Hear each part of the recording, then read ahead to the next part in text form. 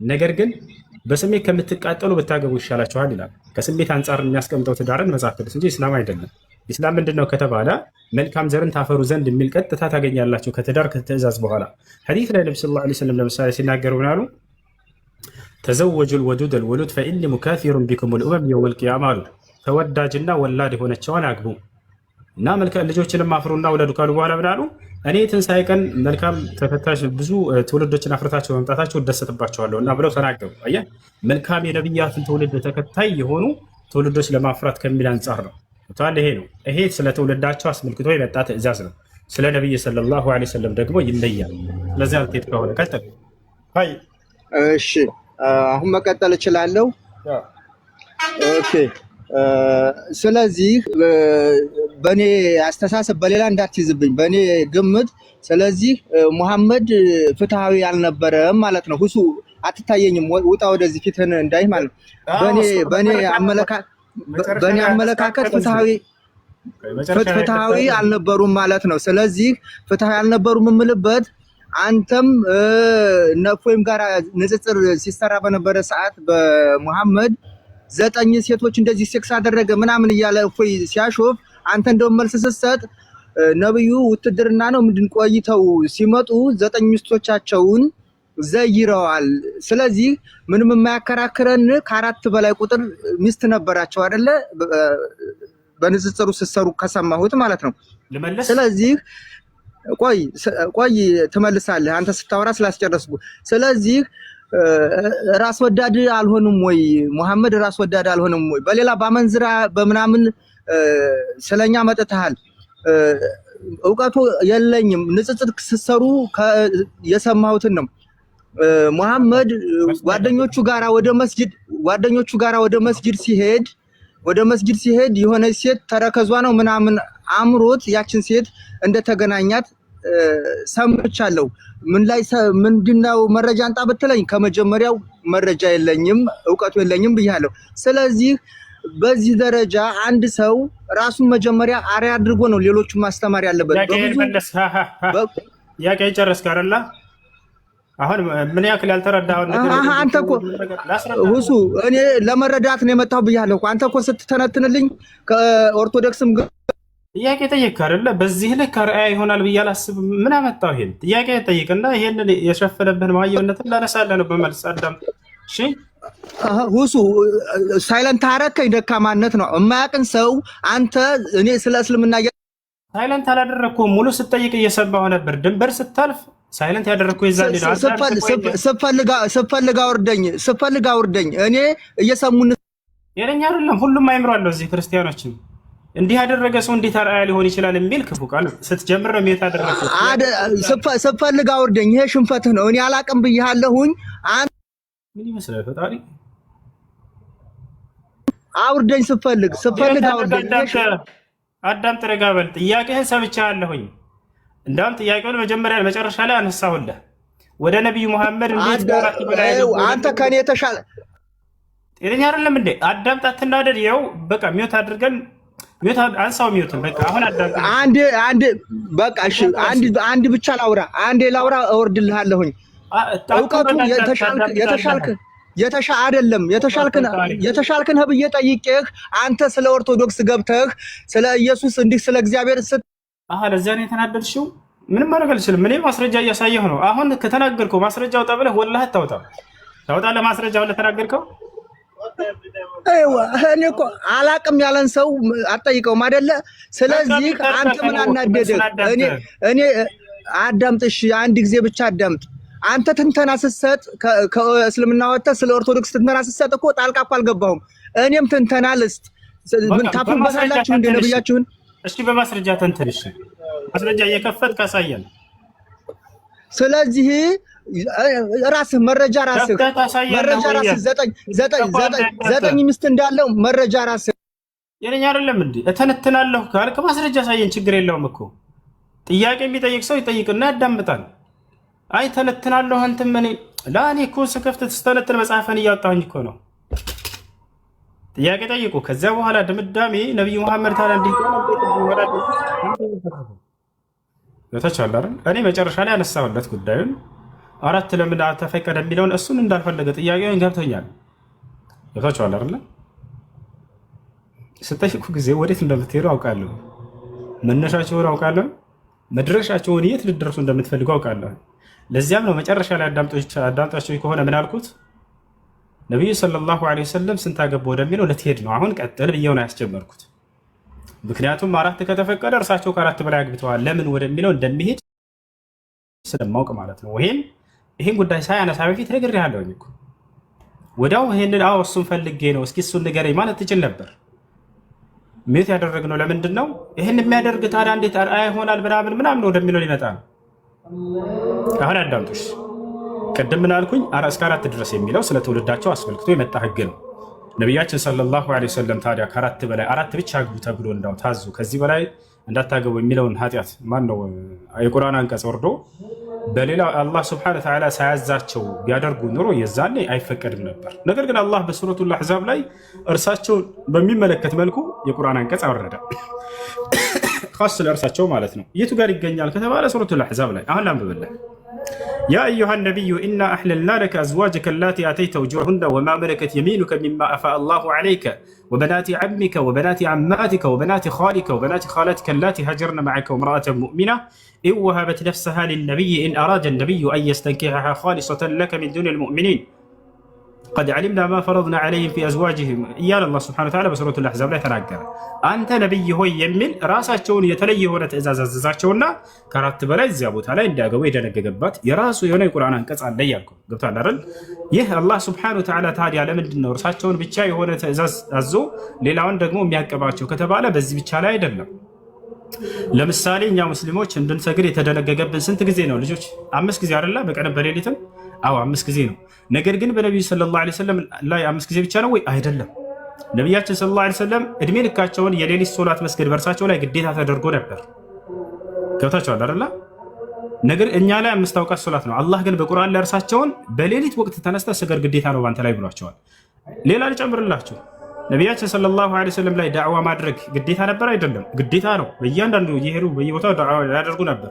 እኔ ላይ ግዴታ ነው። ለምሳሌ እዚህ ነው ዱባይ ነው ያለሁት።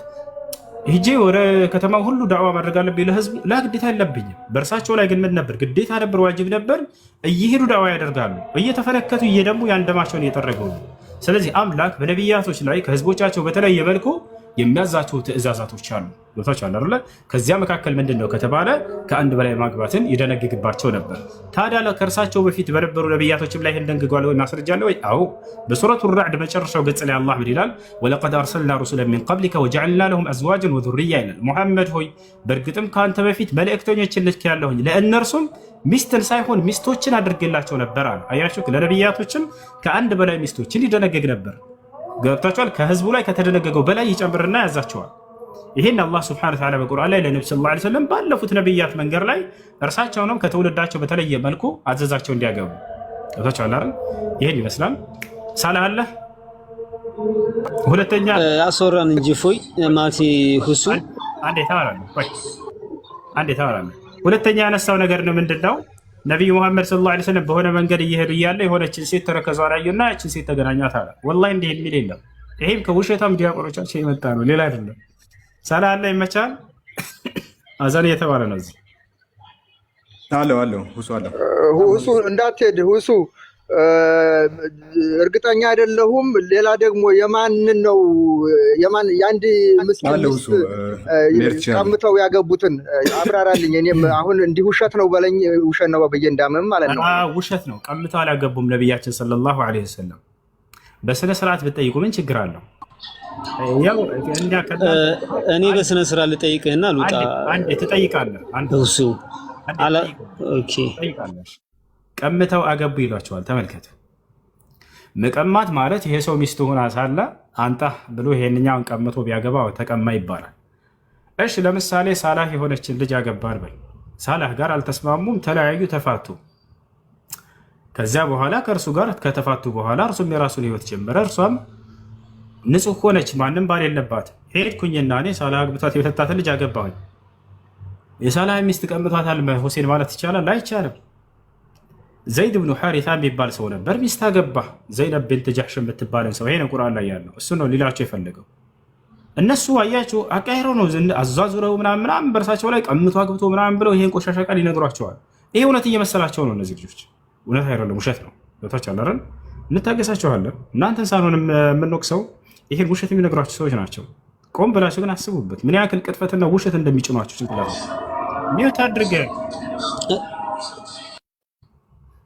ሚውት አድርግ። ከዚያ በኋላ ምን አደረጉ?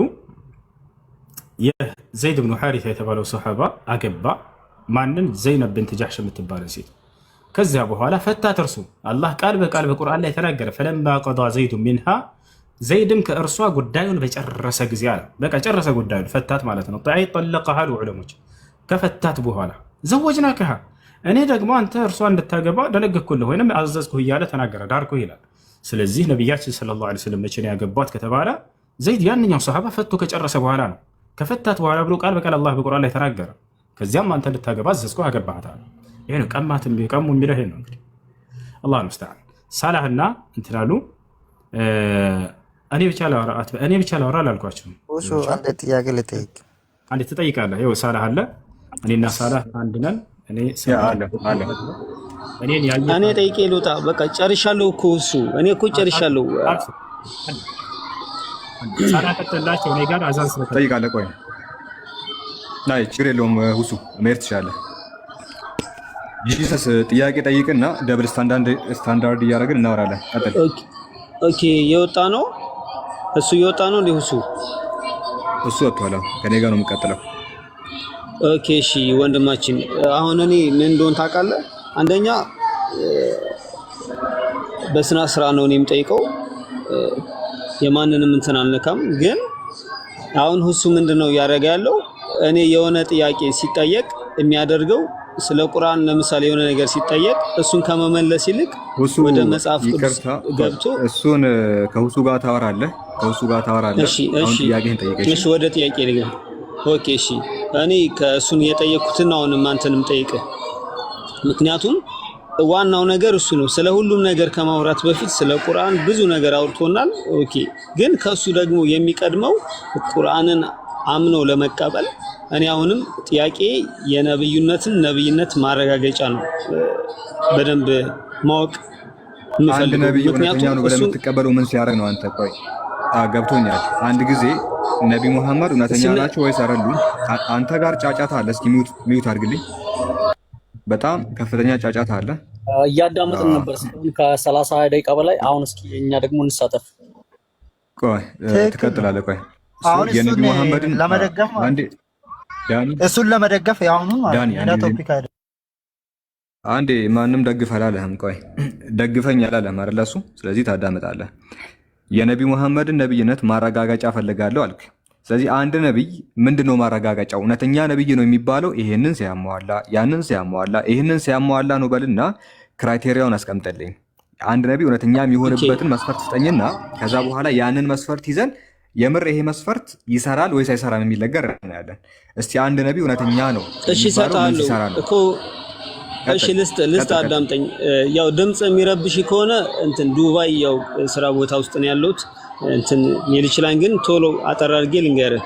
ለምሳሌ መሐመድ መጽሐፉን ሲያጽፍ ስለ ነብይነቱ ከተናገረ ራሱ ነው። ግን ክራይቴሪያው ምንድነው? ዋናው ማሟላት ያለበት አላህ መሐመድ የኔ ነብይ ነው ብሎ ሊናገርለት ይገባል።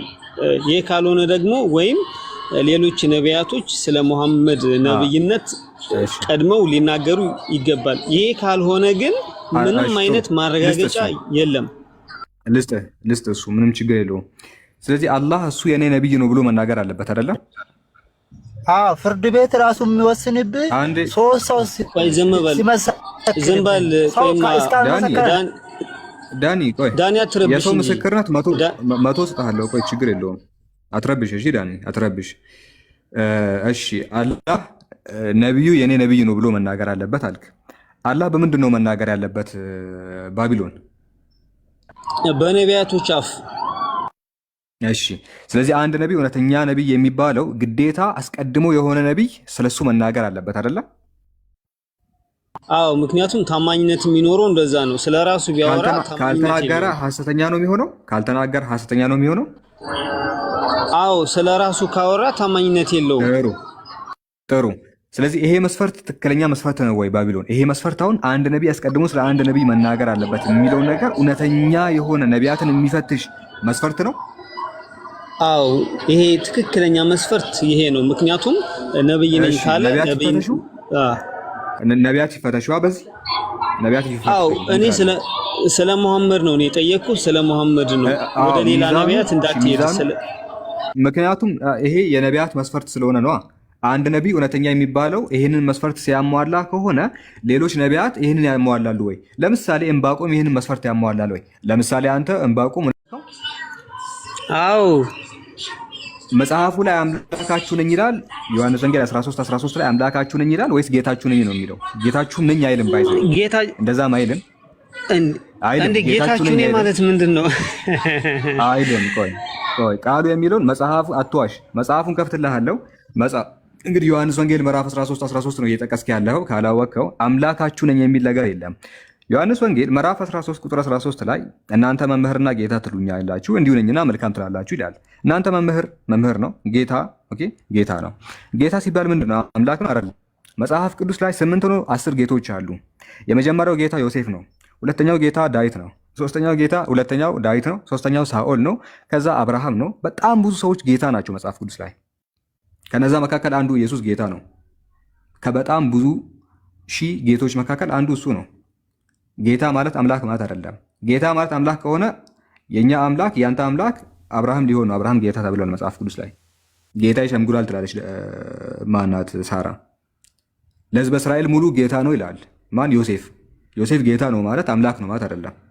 አይታል። ኢየሱስ ጌታ ቢባል ከአብርሃም አያንስም። ጌታ ሲባል አለቃ ነው። ጌታ ሲባል መምህር ነው። ጌታ ሲባል የሆነ ፊተኛ የሆነ አካል ማለት ነው፣ ራስ ማለት ነው እንጂ አምላክ ማለት አይደለም። ጌቶች በጣም ብዙ ናቸው መጽሐፍ ቅዱስ ላይ። አንዱ እሺ ስማኝ፣ አሁን እኔ መጽሐፍ ቅዱስ ውስጥ እሺ አትቀበለኝም አንተ ስለማትቀበለኝ ይሁን አይሁን በቃ እሺ እሱን ትቼዋለሁ። ግን ተቀበለው ጌታ ነው ያለው። ጌታ ደግሞ 10 አዳምጠኝ አይደለም ቤት እኮ የከፈትከው ጥያቄ ተጠይቀህ መልስ ለመመለስ ነው።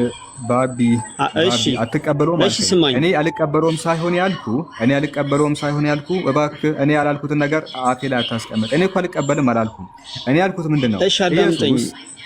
ኢየሱስ ጌታ ተብሏል ዮሐንስ ወንጌል ምዕራፍ 13 ቁጥር 13 ላይ። ጌታ መባል ግን አምላክ መባል አይደለም። ምክንያቱም አብርሃም ጌታ ነው፣ ዮሴፍ ጌታ ነው፣ ዳዊት ጌታ ነው። የኔ ጥያቄ እሱ አይደለም። በቃ ብዙዎቹ ጌታ ናቸው። ኢየሱስ አንዱ ጌታ ቢባል ምንም ችግር የለውም ነው።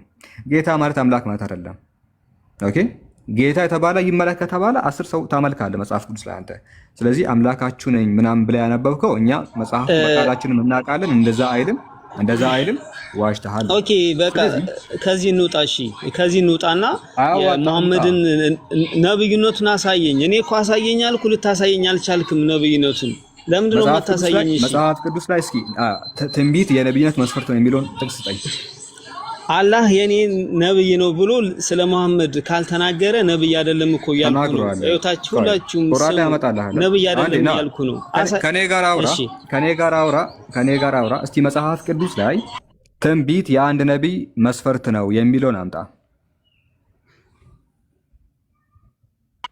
ኦኬ እኔ አሁን እዚህ ጋር የገባሁት ቤት ከፍቼ ጠይቁኝ ብያለሁ።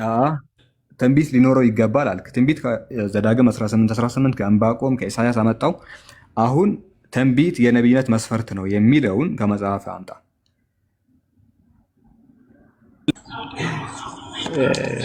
ሳላ ትገርማለህ። መመለስ አቃታዬ። ትንቢት የነብይነት መስፈርት ማንን እንዳቃተማ ይኸው ህዝቡ እየታዘበ ነው። ማን መልስ አጥቶ እየተንቆራጠጠ እንደሆነ ህዝቡ እያየ ነው። የምጠይቀውን እያንዳንዱን ተከትዬ እየመለስኩልህ እዛ ውስጥ መግባት አልፈልግም፣ እዚህ ውስጥ መግባት አልፈልግም። አሳየኝ። እሺ ማስረጃ። እሺ እኔ ልቀበል። በቃ እኔ ዘዳግም 18:18 ስለ ነብዩ መሐመድ የሚናገር ነው። ቀጥል። እሱን መጀመሪያ ነብዩ መሐመድ ነብይ ነው አይደለም የሚለውን ለማወቅ ዘዳግም 18:18 ሊናገርለት ይገባል። ስለዚህ ማስረጃ የለም ብራዘር፣ ዘዳግም 18:18 ዘዳግም 18 እያልኩ ወገቤን ትላለህ። አይተሃል?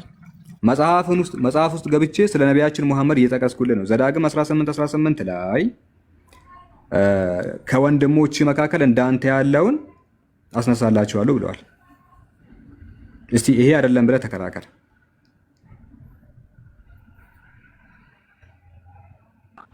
እንደ ሊት ነው ታረጋታ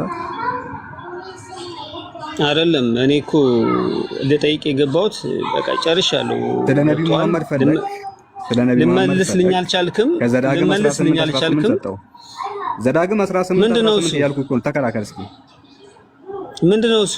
እስኪ አንብበው። እኔ እኮ አላውቅም መጽሐፍ ቅዱስ እኮ ስለ አታውቅም። ለዛ እኮ ነው አለማወቅ። የምታውቀው ነገር ጩኸት ነው አይደለ? ጩኸት አይደለም። አሳየኝ እኮ አልኩ። ነብይ አይደለም እኮ እያልኩ ነው። ነብይ አይደለም እኮ እያልኩ ነው። መጽሐፍ ነው እያለ ነው። ይኸውልህ መጽሐፍ ነብይ ነው እያለ ነው። አንተ ደግሞ ነብይ አይደለም። ከራስህ አሳየኝ። ቁርአን አይደለም። ከራስህ አሳየኝ። ከቁርአን አመጣው። እሺ ልብ በሉ። ከምን አሳየኝ ነው ያልከው? ድገመው። አሳየኝ። ከምን ላሳየኝ? ከምን ላሳየኝ? አሳየኝ። የኔ ነብይ ነው ተብሎ የተጻፈበትን ቦታ አሳየኝ። ቁርአንማ ራሱ ነው ያጻፈው። ከቁርአን ቁርአኑ እኮ መሐመድ ነው ያጻፈው። አላም ነው ምን ቁርአን አላም ነው ሙሉ። ከምን ልስጥ? ከቁርአን ልስጥ? ከመጽሐፍ ቅዱስ ልስጥ? አሁን ምረጥ። ከነቢያቶች መጽሐፍ። ለምሳሌ ከነቢያት መካከል አንዱ ሙሴ ነው አይደለ? አዎ በቃ አዳምጣው። አይታችኋል። ከቁርአንም ማስረጃ አለ፣ ከመጽሐፍ ቅዱስም አለ። ነገር ግን አንተ ሁለቱንም አታውቅም፣ ዝም ብለህ ትከራከራለህ። እሺ ከኔ ጋር ሁንና ከዛ በኋላ ከራስ መጽሐፍ ነው ማሳይ ብራዘር። እሺ ክፈተውና አሳየኝ። ተረጋጋ፣ ይከፈትልሃል። እሺ ይታያል እዚህ ጋር ዘዳግም 18 ላይ ከወንድሞቻቸው መካከል እንዳንተ ያለ ነብይ ያስነሳላቸዋለሁ ይላል። ወንድሞቻቸው የተባሉት እነማን ናቸው?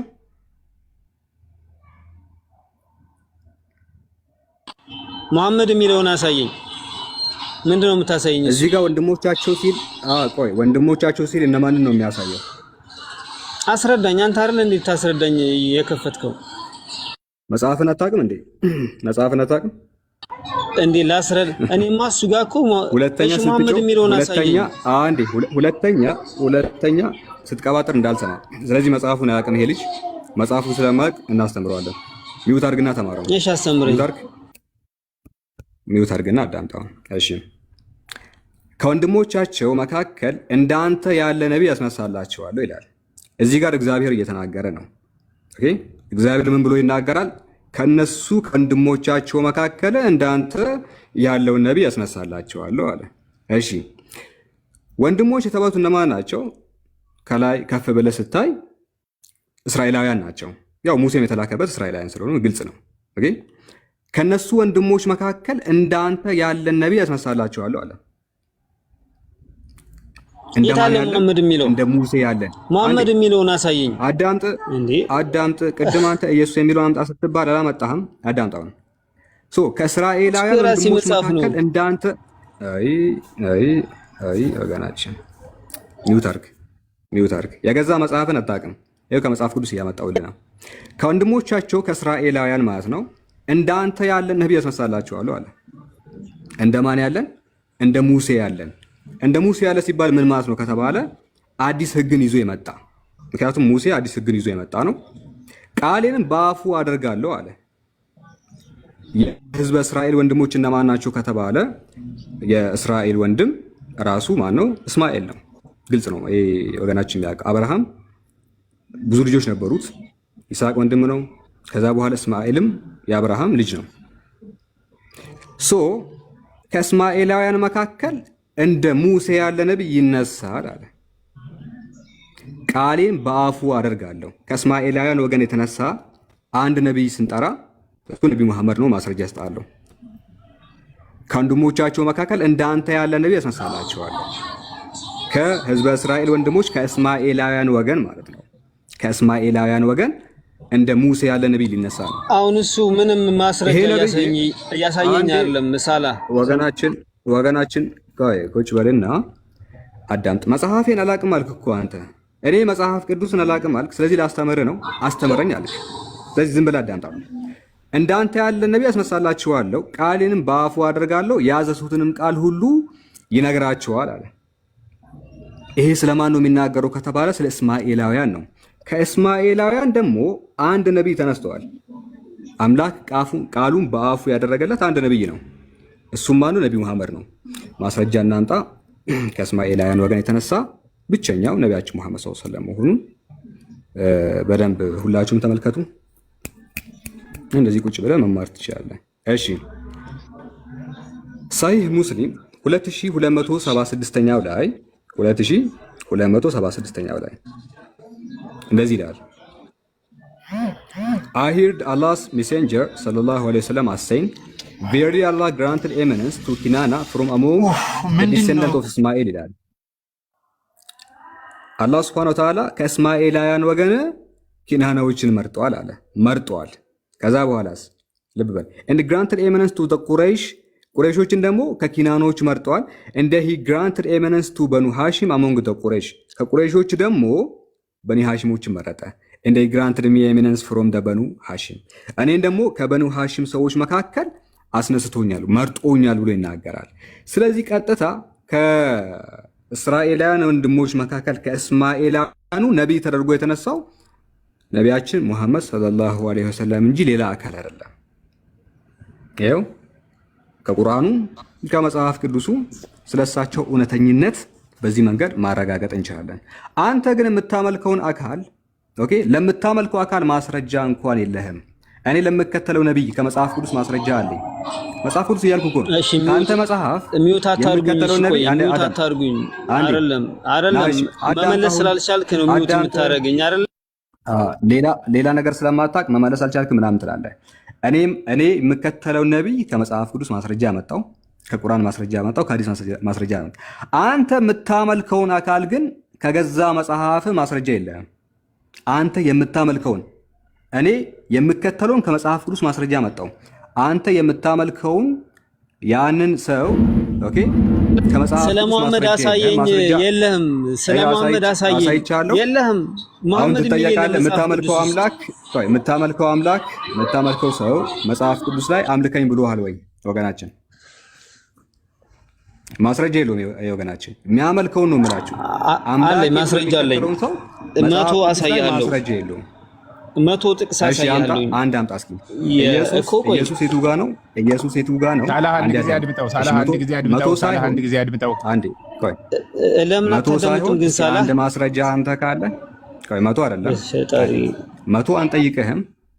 መቶ አንጠይቅህም። አንድ ማስረጃ መጽሐፍ ቅዱስ ላይ የምታመልከው አካል እርሱ ማምለክ እንዳለብህ ያስተማረበት አንድ ጥቅስ ስጠኝ።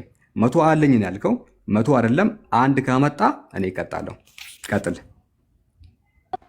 ኦኬ፣ በመጀመሪያ ግን ማለት እንደ ሁሱ ለመሆን ሞክር። አሁን ሁሱ እንዳንተ አይደለም ያዳምጣል። ወገናችን ፖለቲካውን ተውና መቶ ያልከውን እስቲ ከመቶ ውስጥ አንዱን መዘህ። ከመቶ ውስጥ አንዱን መዘህ አዳምጥ። የምታመልከው ኢየሱስ እሱ ማምለክ እንዳለብህ ያስተማረበት አንድ ቦታ ስጠኝ። ቀጥል። ኦኬ፣ አሁን እኔ እዚህ ጋር ምንድነው የምጠይቅህ? መጀመሪያ ከራስህ ቅድም ከሄድክበት መናገር እፈልጋለሁ። ለምን መጽሐፍ ቅዱስ የተጠየቀውን መልስ። ወገናችን መሐመድ የሚለውን ልታሳየኝ አልቻልክም። እኔ አሳይቼሃለሁ። አትመለስ ወደ ኋላ። መሐመድ የሚል አላሳየኸኝማ። ለምን? ፖለቲካ እየሰራ እኮ ነው። ፖለቲካ እየሰራ አላሳየኸኝም። ታዳሚን ተው ወገናችን። እሱን እስኪ የነብይነቱን ማረጋገጫ አሳየኝ የሚለው ለህዝቡን ተውና እኔ የምከተለው እግዚአብሔርን ነብይ አይደለም። እኔ የምከተለው ነብይ አሳይቻለሁ። አንተ የምታመልከውን ኢየሱስን መጽሐፍ ቅዱስ ላይ ዝም ብለህ ነው እያመለከው ያለው እያልኩ እኮ ነው። አንተ ኢየሱስን ስታመልከው ዝም ብለህ ነው እያመለክ ያለው። አምልከኝ ሳይልህ አትውረድ፣ ተመለስ። ኦኬ፣ ከአንተ መጽሐፍ አሳየው መጀመሪያ ከቁርአን አለ። ከዛ በኋላ ከቁርአን አምጣልህ ስል አልፈልግም አልክ። ቆይ ትመጣለህ። ቆይ ታሳያለህ፣ ችግር የለውም ታሳያለህ። ከቁርአንም ከመጽሐፍ ቅዱስም ከሐዲስም አመጣን። እኛ እርሱን እንደምንከተለው ነብይም እንደሆነ አንተ ግን ዝም ብለህ ከመሬት ተነስተህ ነው የምታመልከው እንጂ እሱ አምልከኝ አላለህም። ለዛ ነው ፈርጥጠህ የምትወጣው። ኦኬ፣ ይህንን ከተረዳ የጌታ ልጅ ኢየሱስ መጽሐፍ ቅዱስ ላይ እንድናመልከው አስተምሮናል። ኦኬ እንቀጥል። የጌታ ልጅ ይቀጥላል። ሰላም አንድ ሰዓት በላይ ሰላም ብያቸዋለሁ እና ኢየሱስ ክርስቶስ በራሱ ቃል በእኔ እመኑ በአባቴም እመኑ በእኔ የሚያምን የዘላለም ሕይወት እንዲኖር እንጂ እንዳይጠፋ አንድያው ልጁን እስኪሰጥ ዓለምን ወዷልና ይላል። ስለዚህ አንደኛው በእኔ የሚያምን የዘላለም ሕይወት እንዲኖረው ገብቷል። ማን ነው ይሄንን እየተናገረ ያለው? ኢየሱስ። ጥያቄው ምን ነበር? የጌታ ልጅ አምልኩ ያለበትን ጥቅስ ስጠኝ። እሺ ጥቅሱን ስጠኝ። አምልኩኝ የሚለውን ጥቅስ ስጠኝ። ምንም ችግር የለውም። እና በእኔ እመኑ ማለት ምን ማለት ነው? አምልኩኝ ማለት አይደለም። አምልኩኝ የሚለውን እነግርሃለሁ። መጽሐፍ ቅዱስ ሲናገር በነቢያት እመኑ ይላል። በነቢያት እመኑ፣ በእግዚአብሔር እመኑ ይላል መጽሐፍ ቅዱስ። ማመን እናምናለን። ስለ ነቢያት አይደለም። ምክንያቱም እመኑ ማለት አምልኩ ማለት አይደለም። የጌታ ልጅ በእኔ እመኑ ማለት አምልኩኝ ማለት አይደለም። እሱ ራሱ አብራርቷል። በነገራችን ላይ እመኑ የሚለውን አብራርቶ አስቀምጧል። ኢየሱስ እመኑ ማለት ይሄ ማለት ነው ብሎ አብራርቷል። አሁን የጠየቅኩት ጥያቄ አምልኩኝ ብሎ ያውቃል ወይ? አንዴ በተራ ተራ እናወራለን። እሺ ደስ አድማጭም ደስ የሚለው ተራ ተራ ሲሰጥ ነው። አንተ ጠይቀኝ፣ ከዛ መልስ እሰጥሃለሁ። አድምጠኝ። ተሳስቼ ከሆነ ትመልሰኛለህ፣ ተሳስተህ ከሆነ መልስሃለሁ። ስለዚህ ምንድነው ሰው ልጅ ማምለክ ማለት ኦሬዲ ማመን ነው። አምነ አይደለም። ከዛም በኋላ አምልኩኝ ወደሚለው አይደለም። የጌታ ልጅ መጽሐፍ ቅዱስ ላይ ኢየሱስ በእኔ እመኑ ሲል መልእክተኛ መሆኔን እመኑ እያለ ነው ኢየሱስ። አንዴ ቆይ አልተጠየቅም። እሱን መጽሐፍ ቅዱስ ላይ እመኑ የሚለውን ኢየሱስ ሲያብራራ መልእክተኛ መሆኔን እመኑ ማለቴ ነው ብሎ ተናግረዋል። የዮሐንስ ወንጌል ምዕራፍ 17 ቁጥር 3 ላይ እመኑ ስላችሁ እኮ አለ በእኔ እመኑ ስላችሁ መልእክተኛ መሆኔን እመኑ ማለቴ ነው ብሎ ተናግረዋል። የዮሐንስ ወንጌል ምዕራፍ 17 ዮሐንስ ወንጌል ላይ እኔ እውነትም ሕይወትም መንገድም ነኝ ይላል። እኔ እውነተኛ የወይን ግንድ ነኝ፣ እናንተም ደግሞ ቅርንጫፎች። የጌታ ልጅ እመኑ ሲል አንተ ቆይ የጌታ ልጅ አንተ ስለምን እያወራን እንደሆነ ራሱ አልተረዳህም። የጠየቅኩት ጥያቄ አምልኩኝ ብሎ ያውቃል ወይ አልኩ። አዎ ያውቃል። የቱ ጋር አልኩ? በእኔ እመኑ ብሏል። በእኔ እመኑ ማለት አምልኩኝ ማለት አይደለም። በእኔ እመኑ ማለት አምልኩኝ ማለት አይደለም። አሁን አንተን የምጠይቅህ አምልኩኝ ያለበት ቦታ አለ ወይ? የጌታ ልጅ አምልኩኝ ያለበት ቦታ አለ ወይ? ቆይ አምልኩኝ ያለበት ቦታ አለ የለም? እየሰማህ አይደል? አምልኩኝ ያለበት ቦታ አለ ወይስ የለም? እሺ አምልኩኝ ያለበትን ቦታ ስጠኝ። እኔን አምልኩኝ አላለም ቃል በቃል ግን በእኔ እመኑ ብለዋል። አንደኛ እመኑ አንድ ሁላችሁም ሰምታችኋል። ሁላችንም ሰምተናል። ጥሩ መልሰሃል። ገብቶሃል? በቃ መልሰሃል። መልሰሃል። አምልኩኝ ያላለም የጌታ ልጅ አንድ ጊዜ በቃ ኢየሱስ በራሱ አንደበት አንተም እንዳልከው አምልኩኝ ያላለም አይደለ? ልክ ነኝ? አምልኩኝ ብለህ እንትን ማምለጫ የሆነ ነገር አትሄድብኛ። ማምለጫ የሆነ ነገር አላለም አይደለ? አንተ አምልኩኝ ያላለማ አይደለ? ድገምልኝ። አምልኩኝ ያላለማ ለምንድን ነው እንዲህ እንትን የምታደርገው? መንፈሳዊ መንገድ ነው እየሄድን ያለ ነው። መንፈሳዊ ጥያቄ መስማት ፈልጌ ነው። ወሳኝ ቃል ስለሆነ ድጋሜ መስማት ፈልጌ ነው። አምልኩኝ እመኑ ማለት አምልኩኝ ማለት ነው። እመኑኝ ማለት ወደ እሱ እንመጣለን። መንገድ ከኔ በቀር ወደ አብ የሚሄድ የሚወስድ መንገድ የለም። የጌታ ልጅ እንደዚህ እንትን ስላልክ ታመልጣለህ ማለት አይደለም። እኔ አልፈታም። ማምለጥ አይደለም ማምለጥና አለማምለጥ አምልኩኝ ያላለም አይደለም። ችግር የለውም። በመጽሐፍ ቅዱስ ጥቅስ ነው መልስላለሁ። ችግር የለውም። ወደ እመኑ እመጣልሃለሁ። ኢየሱስ በራሱ አንደበት እኔን አምልኩኝ ብሎ ያውቃል። አምልኩኝ ማለትና እመኑኝ ማለት ተመሳሳይ ነው። ገብቶሃል?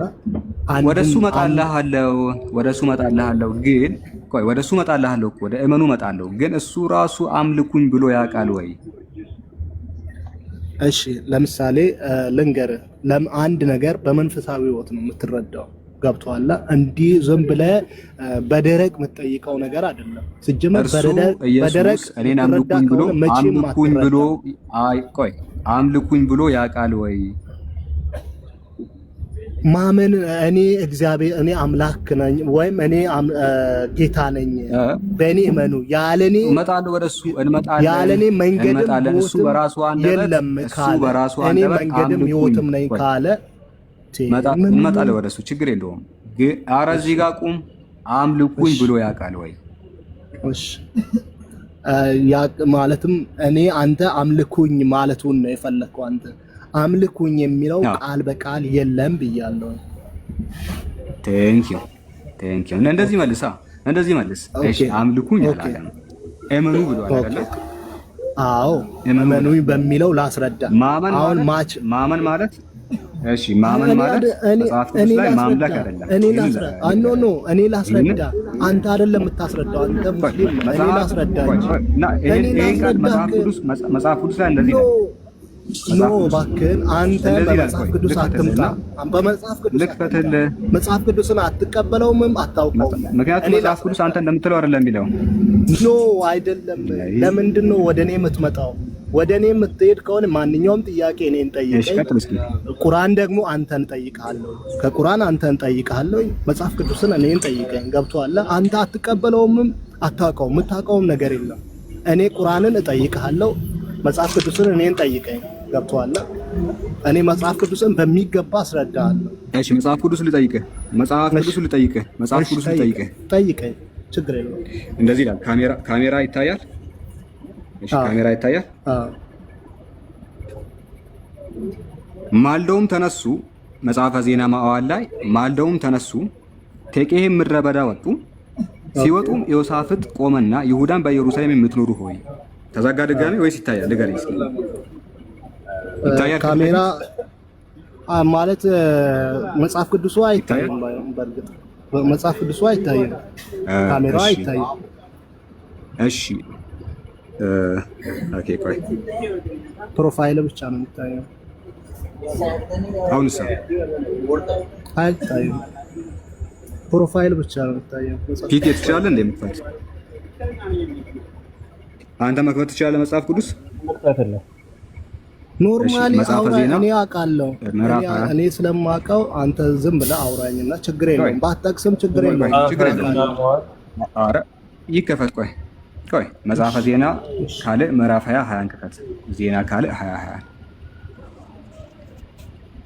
እሺ መጽሐፈ ዜና ካልዕ 20 ላይ ይኸውልህ እትመቱንም የጴንጤዎቹ ነው ማለት ከፈለክ የኦርቶዶክስ ከፈለክ የጴንጤ ይከፈታል። ምንም ችግር የለም። ኖ አይደለም፣ ህትመት አለ። ገብቶሃል? ብዙ አይነት 1980 የቱ ነው የምትቀበለው? የስንት ዓመተ ምህረት ነው የፈለከው? 96 1996 97 ነው ወይ 96? 96 92ም ካል 96 የለም 97 አለ 62 አለኝ 80 2000 ኖ 92 ወይም 96 ካለ ምናልባት ችግር ማለት ብዙ በእንግሊዘኛ ታነበዋለህ። ኪንግ ጄምስ አይደለም ህትመቱ ላይ በጣም አሁን ሰው ሲያትም ብዙ ነገሮች አሉ። ገብቷል? አንተ አጣርተህ በትክክለኛ የሆነውን ካልተቀበል አዎ ስማ፣ አዎ የጌታ ልጅ ጴንጤና አዎ 54ቱን ክፈትለት። 54ቱን ክፈት ፒኬ ጴንጤ ከሆነ 54ቱን ይቀበላል። ግን 54ቱ አለ ኖርማሉ ማለት ነው። ዝም ኖርማሉ 54ቱ ነው። እኔ የእንትን አፕሊኬሽን አንተ ጋር አሁን ከፍቶ ነበር ሳላ ቪዲዮ ከፍቷል። ከፍቷል። ይሄ አይደለም። እሺ 54ቱ አይደለም። ክፈት እስኪ አንተ ክፈት። አንተ 54ቱ ነው የከፈቱት።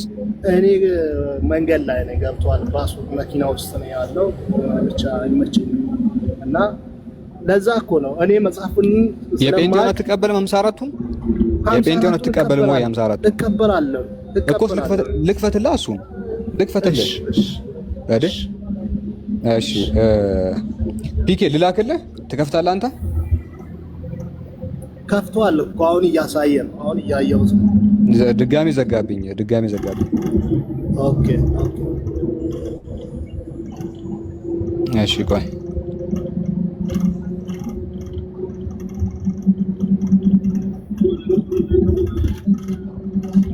እሺ ፒኬ ልላክልህ፣ ትከፍታለህ?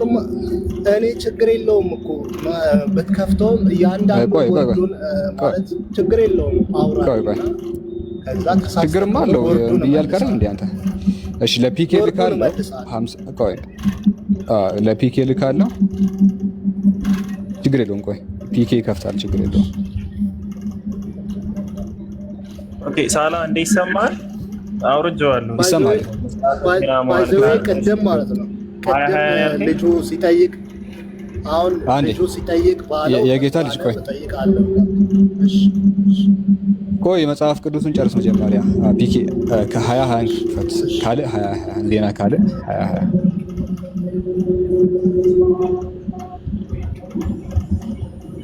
በደንብ ዙም አድርገሽ በደንብ ይሄ ትልቅ እንዲ እስኪሆን በደንብ ዙም አድርገው። እንደዛ ሳይሆን ኖ በእጅ ዙም አድርገው። አይሆንም፣ በእጅ ዙም አይሆንም። አፕሊኬሽኑ ስክሪንሾት ላድርገው። ሲቲንግ አለ፣ ሲቲንግ አለ። ቆይ ሲቲንግ መጨረሻ ላይ ሲቲንግ አለ። ሲቲንጉን ልካ ከዛ ፎንት የሚል የለ ፎንት ሳይዝ እስከ መጨረሻው ጨምርበት። ይሄን በደንብ እሺ። የጌታ ልጅ አልጨመርኩም። እሺ ይሁን። እንደዚህ ላይ አንብበው። አሁን 20 ላይ አለ። አንብብላችሁ ማልዶም ተነሱ፣ ወደ ቴኮሄም ምድረ በዳ ወጡ። ሲወጡም ኢዮሳፍጥ ቆመና ይሁዳና በኢየሩሳሌም የምትኖሩ ሆይ ስሙኝ፣ በአምላካችሁ በእግዚአብሔር እመኑ ትጸኑም አላችሁ፣ በነቢያቱ እመኑ ነገሩም ይሰላላችኋል አለ። ኦኬ አንተ ነቢያትን ስለማመን ነው የጠየቅከው። እኔ ሲጀመር ነቢያት ውሸተኛ ነው ብዬ አልናገርም። ሶሪ ውሸታም ናቸው አልቀበላቸውም አላልኩኝም። ገብቶሃል አለ? እየሰማክ ነው? ሚዩት አድርጌ ነው እንደማወራው። እዚህ ጋር እመኑ ሲል ምን ማለት ነው ወገናችን? ኦኬ እመኑ ማለት የሚናገሩትን ቃል ተቀበሉት። የሚናገሩ አንደበታቸው ላይ አስቀመጥኩ። ለምሳሌ እኔ መጽሐፍ ቅዱስን እቀበላለሁ። መጽሐፍ ቅዱስን የጻፉት ነቢያትና ነገስታት ሐዋርያት ናቸው። ከ40 በላይ የሆኑ ነቢያትና ነገስታት ሐዋርያ ናቸው። ሰው ልጅ ነው በመንፈስ ቅዱስ ምክንያት በመንፈስ ቅዱስ ሆነው የጻፉት። አሳጥረውና እመኑ ማለት ሰውን ባላምን ማለት ነው። እሱም ብቻ ነው ሰውን ባላምን ድገምና እመን የሚለውን ብቻ ንገረን። እመን ማለት እውነት ነው በል ማለት ነው። አምልክ ማለት ነው። እመን ወርዱ እኮ እንትን አለ መፍቻ ፍቺ አለው። ገብቷል? እያንዳንዱ እመን ማለት አምልክ ማለት ነው ወይ አይደለም? እመን ማለት አምልክ ማለት ነው ወይ? ወርዱ እዛ ጋር ምንድነው ሊያብራራ ሊገልጽ የፈለገው ምንድነው የሚለውን ፍቺ ላይ ትገባለህ። ጥያቄው በነቢያት እመኑ ብሏል። ነቢያትን አምልኩ ማለት ነው አይደለም? በኢየሱስ እመኑ ሲልም ኢየሱስን አምልኩ ማለት አይደለም። አምልኩ ማለት ነው። ኖ አልተመለሰም። አሁን መልሰህ አሁን ራስህ መልሰህ እኮ አሁን ራስ መልሰህ የጌታ ልጅ ታጋፍጣለህ። የጌታ ልጅ አንተ ራስ አሁን በራስ አንደበት ምንድን ነው ያልከው? አይደለማ በራስ አንደበት ለነቢያት የተናገረው በነቢያት እመን ማለት አልክ። ቆይ አዳምጥ። በነቢያት እመን ማለት ነቢያትን አምልክ ማለት ሳይሆን የሚናገሩት ነገር እውነት ነው በል ማለት ነው ብለህ ራስ ተናገር። በኢየሱስ አምልኩ እያለ አይደለም።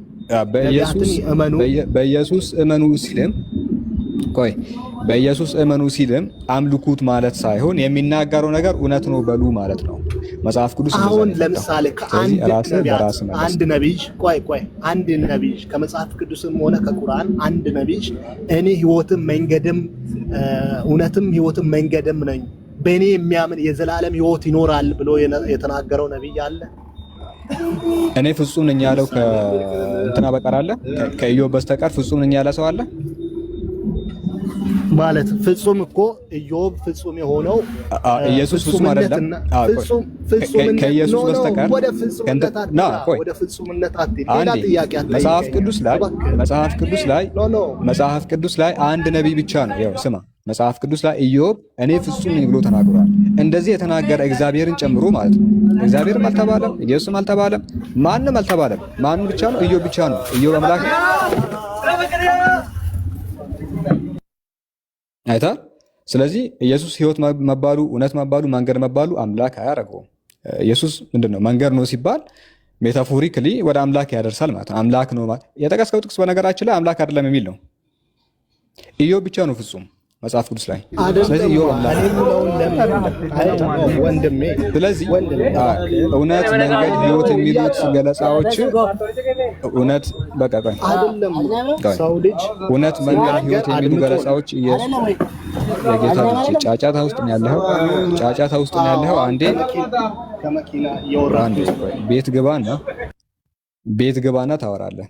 ስለዚህ እውነት መንገድ ህይወት ምናምን የሚሉ ገለጻዎች ኢየሱስን ፍጡር፣ ነብይ፣ መልእክተኛ የሚያደርጉ እንጂ አምላክ የሚያደርጉት አይደለም።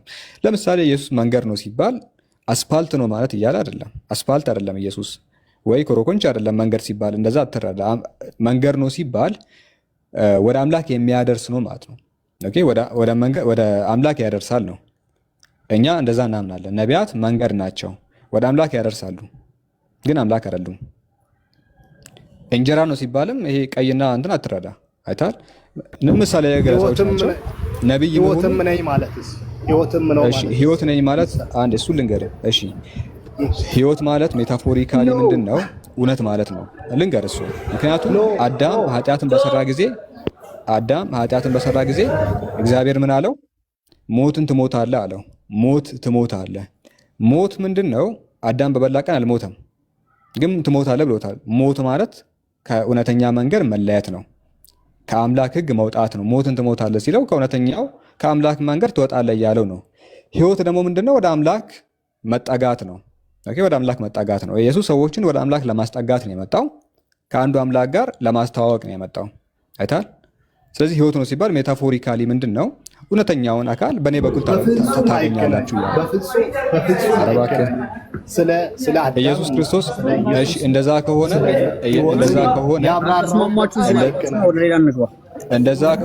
ኢየሱስ ክርስቶስ በራሱ አንደበት ምን ብሎ ተናግረዋል?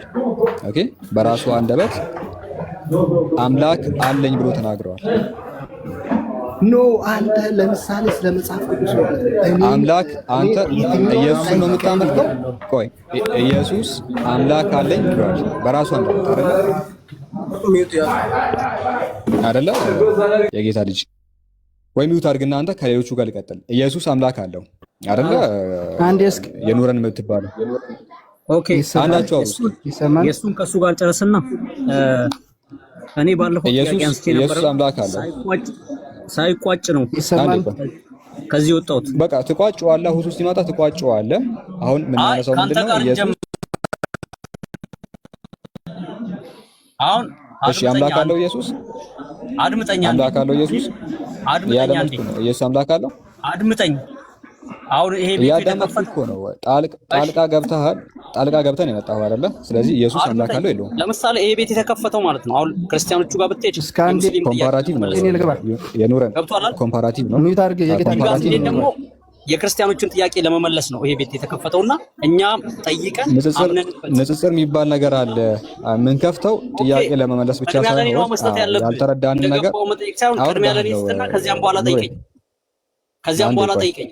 አንተ ከጌታ ልጅ ጋር አትጩ። አንድ ጊዜ ከጌታ ልጅ ጋር ስናወራ ጣልቃ ገባ አይደለ? እና ልውጣ ዝም ልበል? ጣልቃ ገባ። ከሱ ጋር እያወራው ሳለ አንተ ጣልቃ ገባ። ጣልቃ የገባኸው ለመመለስ ነው። አለበለዚያ ሚውት አድርግና ተቀመጥ። እሺ፣ ሚውት አድርግና ተቀመጥ። አልተስማማችሁ ጊዜ እየፈጃችሁ አልተስማማችሁ። ሚውት አድርግና ተቀመጥ። ከሙሴ ሰለሞን ጋር ቀጥላለሁ። ሚውት አድርግ። ሰላም ሚውት አድርግ። እኔን ጣልቃ ገባሁ። ይቅርታ፣ ሁላችሁም ይቅርታ ጠይቁ። እሺ፣ ችግር የለውም። ከጌታ ልጅ ጋር ስናወራ ኢየሱስ አምላክ አለው ወይስ የለውም በሚለው ነበር እያወራን የነበረው እና ጣልቃ ገብተሃል። ስለዚህ ይህን ጥያቄ መልስ።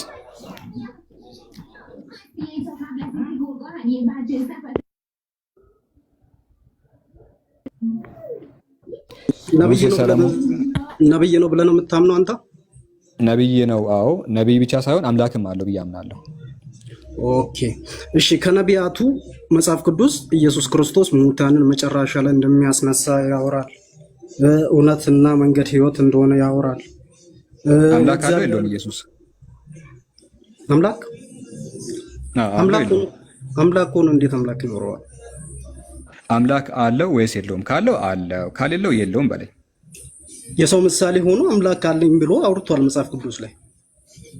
ቆይ አምላክ ምሳሌ በምሳሌ ደረጃ አይደለም። አምላክ አለው ወይስ የለውም? አምላክ ራሱ እኮ ነው። አምላክማ እንዴት ይኖረዋል? እሱ አምላክ አለው ወይስ የለውም ነው። አምላክ ሆኖ አምላክ እንዴት ይኖረዋል? የለውም እኮ ነው። ግልጽ እኮ ነው። ጳውሎስ ደግሞ ኢየሱስ አምላክ አለው ብሏል። ጳውሎስ ኢየሱስ አምላክ አለው ብሎ ተናግሯል። እሺ አንተ ነብይ ነው ብላ የምታምን ከሆነ እሱ አምላክነቱንም አውርቷል። እሺ ኢየሱስ ክርስቶስ አንብብልኝ። ቆይ ይህንን ታነብልኛለህ። ኤፌሶን ምዕራፍ 1 ቁጥር 3 ላይ በክርስቶስ በሰማያዊ ስፍራ በመንፈሳዊ በረከት ሁሉ የባረከን የጌታችን የኢየሱስ ክርስቶስ አምላክና አባት ይባረክ ይላል። የጌታችን የኢየሱስ አምላክና አባት ይባረክ። ኤፌሶን 1:3 ላይ ኢየሱስ አባት አለው? አይ ነው ሶሪ አቋረጥኩ።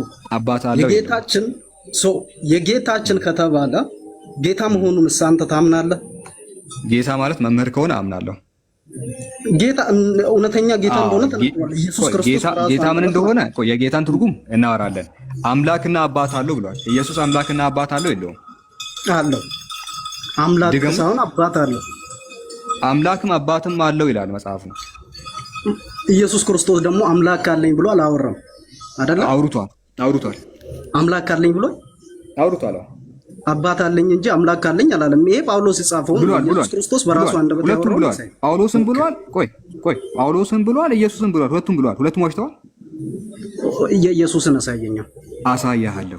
ይታያል። መጀመሪያ ላይ ከፊት ለፊት ሁለቱም አሳያለሁ። ጳውሎስም ብሏል። ቆይ በሰማያዊ ስፍራ እሺ ይታያል። እሺ አዳምጥ።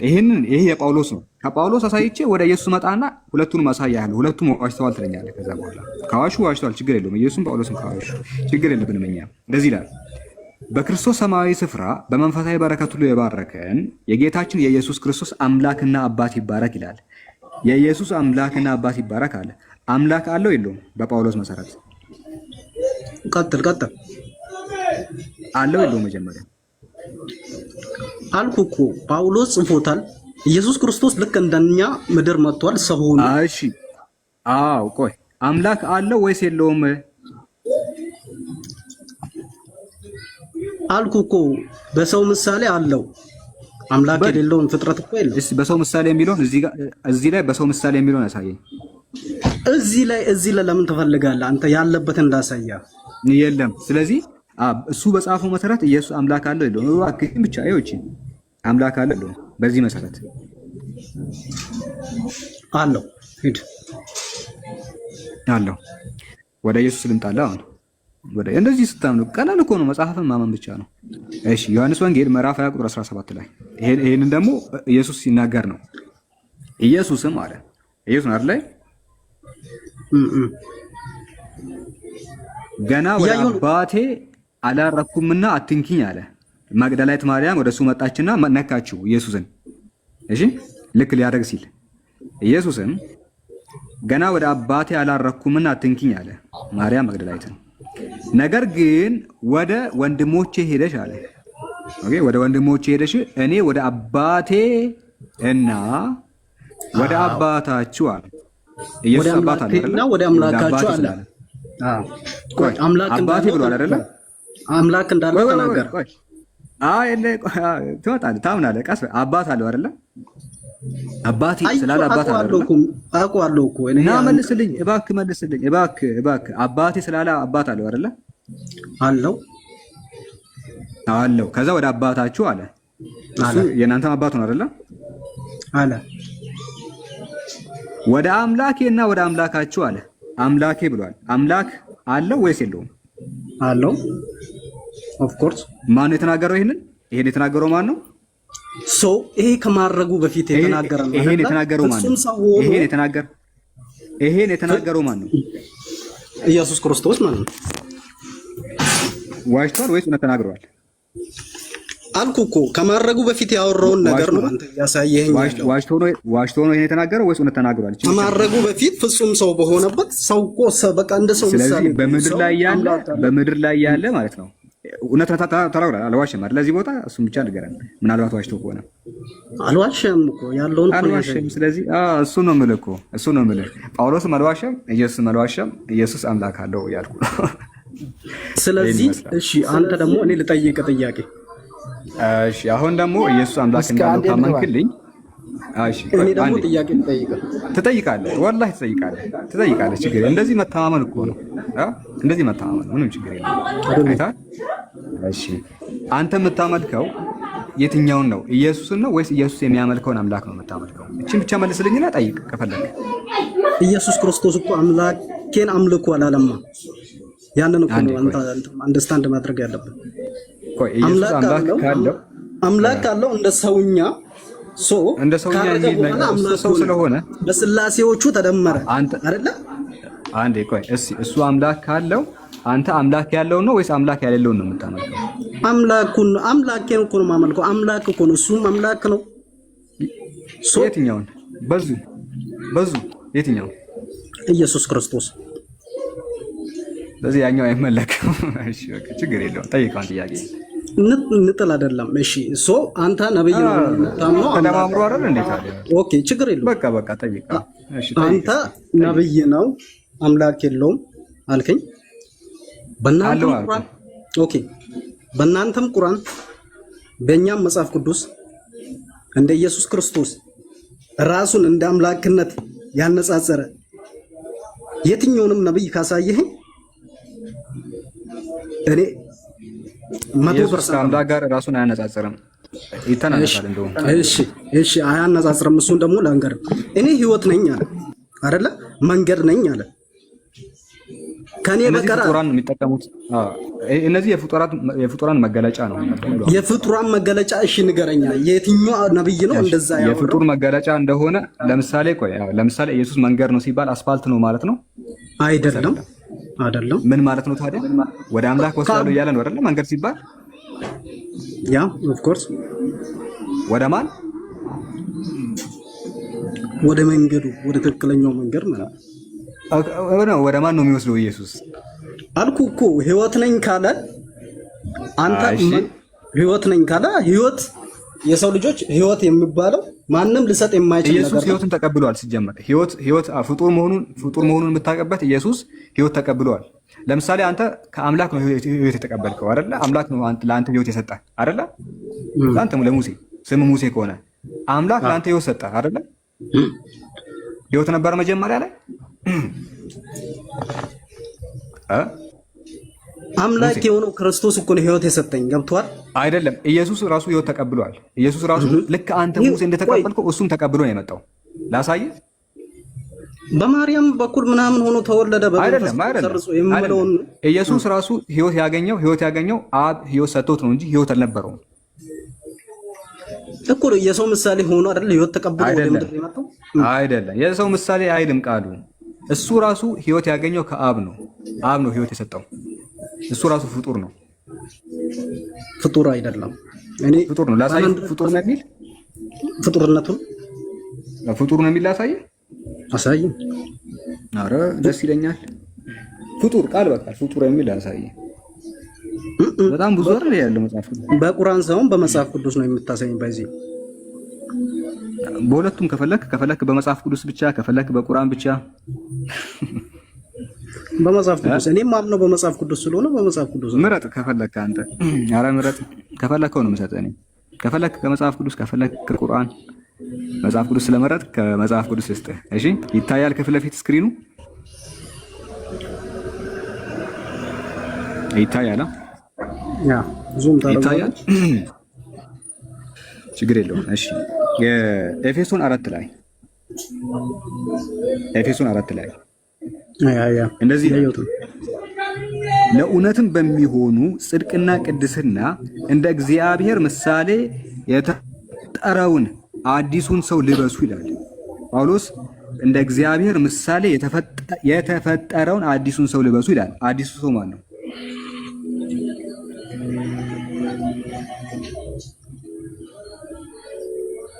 መጽሐፍ ራሱ ጳውሎስ እገሌ ነው ብሎ ተናግሯል። ባይዘይ አብራርቷል። ጳውሎስ ራሱ ምን ይላል? ለእውነትም በሚሆኑ ጽድቅና ቅድስና እንደ እግዚአብሔር ምሳሌ የተፈጠረውን አዲሱን ሰው ልበሱ አለ። የተፈጠረውን አዲሱን ሰው ልበሱ። አዲሱ ሰው ማን ነው የሚለውን ራሱ ተናግሯል። ባይዘይ ይሄ አዲሱ ሰው የተፈጠረ ነው አይደለም?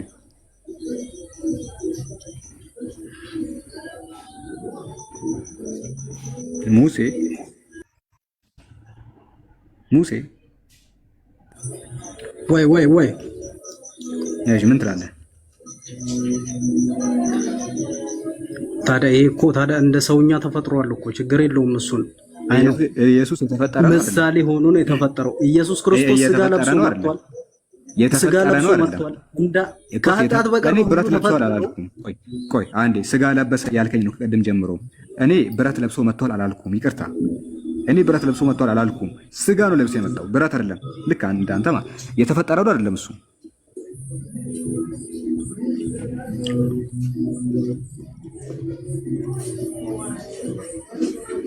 አትቆያ በቃ ዋናው መረዳት ነው። ባትመልስም ችግር የለውም እኮ ዋናው ማየት ነው። ኦኬ ደስ ብሎኛል ስላየኸው። አፕሪሼት አደርጋለሁ። እሺ ሳኦል እንዴት ነህ? ሳኦል ማይክ ከፍተህ ነበረ። ወይ ሰላም ነው? ሰላም ነው። ይሰማል? ይሰማል። ኦኬ። እዚህ ክርክር ውስጥ አጋጣሚ የሰማሁ ነው እንትን የሚከራከሩ ሰዎች እንዳጋጣሚ ሆኖ ብዙ የአቅም ጉዳይ ያላቸው ሰዎች ነው እንጂ ዝም ብለህ መጽሐፍ ቅዱስ እንደምታነበው ቀጥታ የሚተረጉም አይደለም። ተርጉማ አንተ ከፈለክ አዎ አሁን በምትጽፍ ላይ በምታደርጉት ነገር አብዛኛው ፐርሰንት በሚባል ላይ መጽሐፍ ቅዱስ በምሳሌ ነው የተነገረው። እንደዛ ከሆነ አንተ አስረዳን እስኪ አንተ።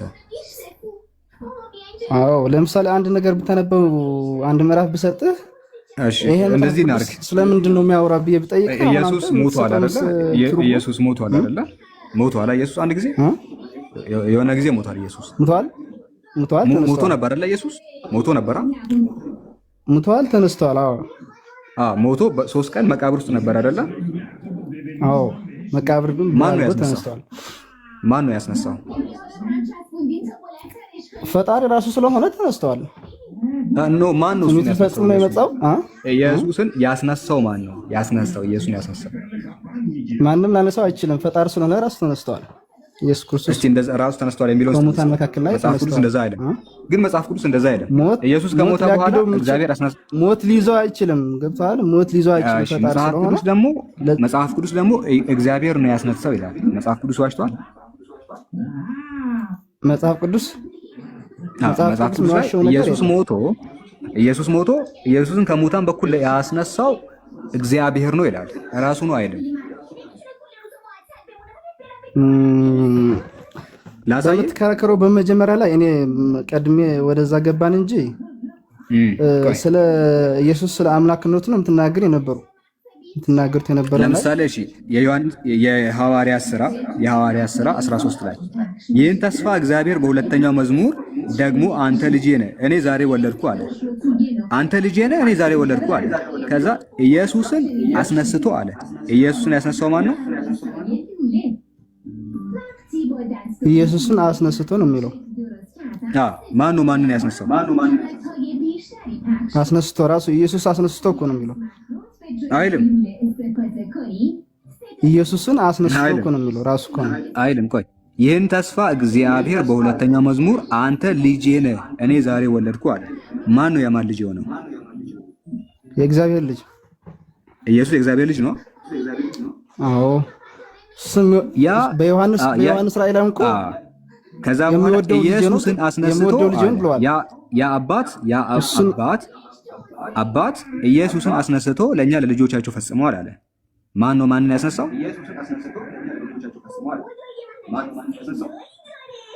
ኢየሱስ ራሱ። ኧረ ተው፣ አስነስቶ ኢየሱስን አስነስቶ ይላል። ማን ነው ማንን ያስነሳው?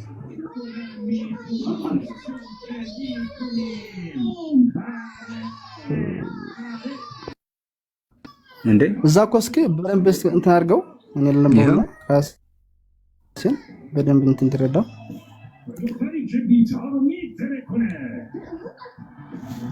ኦኬ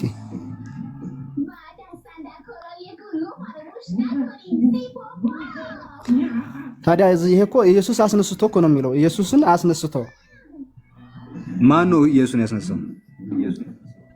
ኢየሱስ ራሱ አስነስቶ እኮ ነው የሚለው አይደል?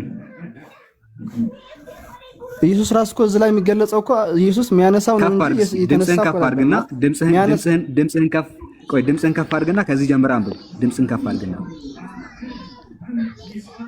አንተ አንብበው። እኔ ብዙ እንትን አይደለም ስክሪኑ እንትን ስለሆነብኝ።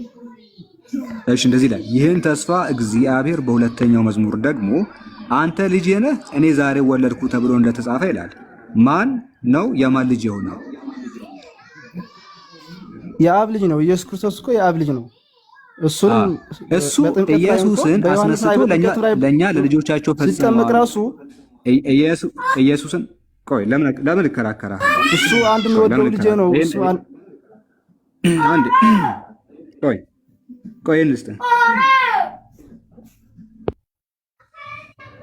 እሺ ልስጥ። አንዴ ልስጥና ልገላገል። ይሄ ካልገባ ቀላሉ ልስጥ። ሐዋርያት 5:30 እናንተ በእንጨት ሰቅላችሁ የገደላችሁትን ኢየሱስን የአባቶቻችን አምላክ አስነሳው ይላል። ማን ነው ማንን ያስነሳው? የእግዚአብሔር ልጅ እኮ ነው። እዚህ ጋር እናንተ በእንጨት ሰቅላችሁ የገደላችሁትን ኢየሱስን የአባቶቻችን አምላክ አስነሳው ይላል። ማን ነው ማንን ያስነሳው? ኢየሱስ ክርስቶስ እኮ በምድር ላይ ስጋ ለብሶ የመጣውን ከአባቱ አንድ እዚህ ጋር ይሄ መለስ እናንተ በእንጨት ሰቅላችሁ የገደላችሁትን ኢየሱስን የአባቶቻችን አምላክ አስነሳው ይላል። ማን ነው ማንን ያስነሳው?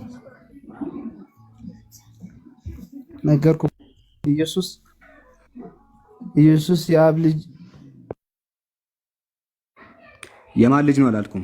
እናንተ በእንጨት ሰቅላችሁ የገደላችሁትን ኢየሱስን የአባቶቻችን አምላክ አስነሳው። ማን ነው ማንን ያስነሳው?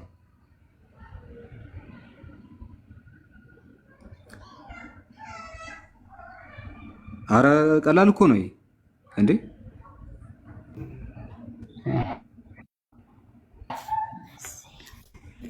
አረ ቀላል ከታች ያለው ለምን አታነበር? አማለፈ ወይ ብዙ ዘላይ ብዙ አቅም ያለኝ ሰው አይደለም። ግን እኔ ባለፈው እንትን በዛ ላይ ከታች ያለው ቀላል እኮ ነው። ማን ነው ማንን ያስነሳው? ኢየሱስ ክርስቶስ ስለ አምላክነቱ ማን ነው ማንን ያስነሳው? ይሄን መልስ። ማን ነው ማንን ያስነሳው?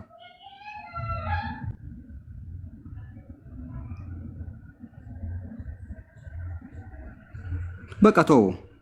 በእሺ ለና ማይክን አንሳ። አይው እናንተ በእንጨት ሰቅላችሁ የገደላችሁትን ኢየሱስን የአባቶቻችን አምላክ አስነሳው። የአባቶቻችን አምላክ ኢየሱስን እንዲህ አስነሳው ይላል። ነገር እኮ አቅም ያላቸው ሰዎች እነዚህ የሚመልስልህ ይሰማል። አምጣቸው አቅም ያላቸው። አዎ አቅም ያላቸው ሰዎች ናቸው እንጂ እኛ ብዙ በዚህ ላይ አቅም ያልነለም። ግን ስለ ኢየሱስ ክርስቶስ ስለ አምላክነቱ ስትነጋገር የነበረችበት ጉዳይ በዛ ላይ ነው መልስ ልሰጥ የመጣሁት። በዛ በማቃት ማለት ነው። ኢየሱስ ስለ አምላክነቱ እናውራ። እሺ ስለ አምላክነቱ ኢየሱስ በምድር ላይ ያለ እርሱም አምላክ እርሱም አንዴ ሙሴ ሚውት አድርጋ አንተ ማልሳታህ ቅድም እስቲ ከሱ ጋር ላውራ ስለ አምላክነት ላውራ ነው የመጣሁት ብለዋል። ሳኦል ኢየሱስ በምድር ላይ ያለ እርሱን ማምለክ እንዳለብን አስተምሮናል።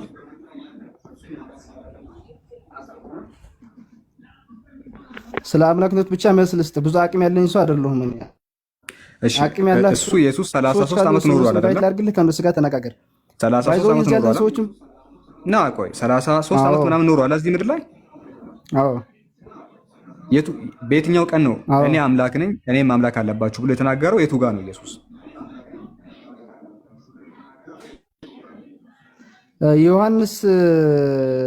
ዮሐንስ ራእይ ቁጥር 8 ላይ ግለጽልኝ አንዴ ላንብብ። ኢየሱስ የቱ ጋር ነው በምድር ላይ ያለ እርሱም አምላክ እንዳለብን የተናገረው?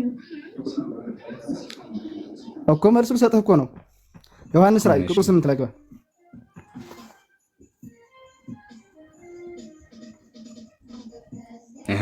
ስለ አብ የሚናገረው ማለት ነው። ስለ ኢየሱስ ጠየቅኩ፣ ስለ አብ የሚናገረውን አመጣ። ቀጥል። እኔ አብን አልጠየቅኩም፣ ኢየሱስ ነው የጠየቅኩ። አንብብ። ለማንኛውም ቁጥር 8 ስለ አብ ነው የሚናገረው። ቀጥል። እኔ አልጠየቅኩም ነበረ። እሺ ዝም ብለህ ልታነብ ነው። ዮሐንስ ራእይ ነው ይሄ። ዮሐንስ ራእይ ምዕራፍ 1 ቁጥር 8 ላይ ያለውን የነበረው የሚመጣውም ሁሉ የሚገዛ ጌታ አምላክ አልፋና ኦሜጋ ነኝ ይላል። አብ ነው የሚናገረው። በቃ አልጠየቅኩም እኔ። እና ምንድነው የሚለው እሱ? እስካንበው ጮህ ብለህ ያለው የነበረው የሚመጣው ሁሉን የሚገዛ ጌታ አምላክ አልፋና ኦሜጋ ነኝ ይላል። ይሄን የሚናገረው አብ ነው። ማስረጃ ልስጥህ። ያለውና የነበረው የሚመጣውን ሁሉንም የሚገዛ ጌታ አምላክ አልፋና ኦሜጋ እኔ ነኝ ይላል። አብ ነው ይሄ። እና ይሄ ተናጋሪ ባለቤት ማን ነው? አብ ነው። አብ ላሳየህ ነው። አብ እኮ አይልም። ማስረጃ ልስጥህ እዚሁ ላይ የት አለ አብ የሚለው? እሺ ላሳየህ። ይኸው ከፍ ብለህ ማለት ነው ከአንድ ጀምረህ ታየዋለህ። ሐሳቡን እንድትረዳ ሙሉ ስትዛነበው አብ ነው ይላል። እሺ እናንብባ እንደዛ እንደሚል ቶሎ ይሆን ዘንድ የሚገባውን ነገር ለባሪያዎቹ ያሳይ ዘንድ እግዚአብሔር ለኢየሱስ አለ። ማን ነው ለማን? እግዚአብሔር ለኢየሱስ አይደለ? ለኢየሱስ ክርስቶስ የሰጠው በእርሱም የተገለጠው ይህ ነው። ኢየሱስም በመልአኩ ልኮ ለባሪያው ለዮሐንስ አመለከተ ይላል። ይሄንን ሰንሰለት አለ። ቶሎ ይሆን ዘንድ እግዚአብሔር ለኢየሱስ፣ እግዚአብሔር ለኢየሱስ፣ ኢየሱስ ለመልአኩ፣ መልአኩ ለዮሐንስ አይደለ? ለዮሐንስ ቶሎ ይሆን ዘንድ የሚገባውን ነገር ለባሪያዎቹ ያሳይ ዘንድ እግዚአብሔር ለኢየሱስ ክርስቶስ የሰጠው በእርሱም የተገለጠው ይህ ነው። ኢየሱስም በመልአኩ ልኮ ለባሪያው ለዮሐንስ አመለከተ ይላል። አብ ለኢየሱስ ሰጠው፣ ኢየሱስ ለመልአኩ ሰጠው፣ መልአኩ ለዮሐንስ ሰጠው። ወደ ላይ ስንሄድ ቃሉ ማን ጋር ነው የሚቆመው?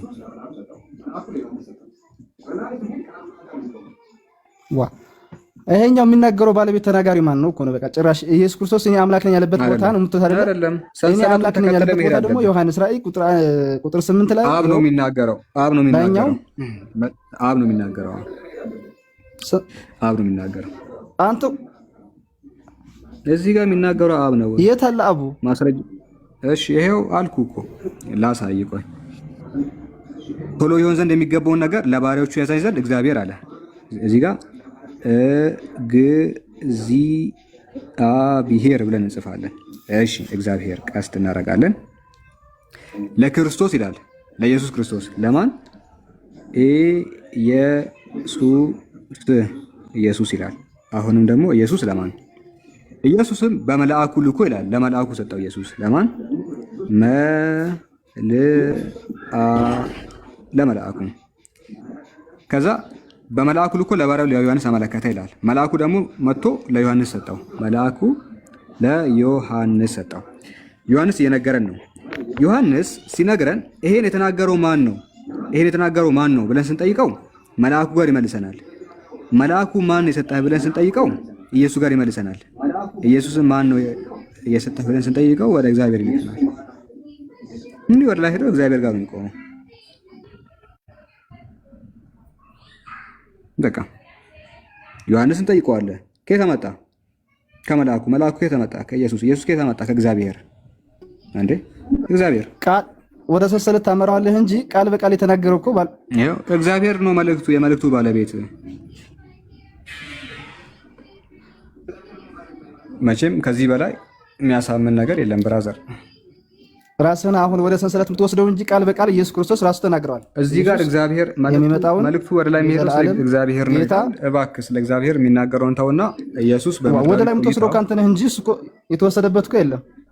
እንዴ አስነብብሃለሁ። ወደ ላይ የወሰድክ እኮ አንተ ራስህን አሁን አስነብብሃለሁ። ቆይ አንብብልኝ። ይሄን ክህደት አይደለም እኮ ይሄን አንብብልኝ። ክህደቱ አይደለም። አንተ ስታነብብ ራሱ አንብብ እስኪ።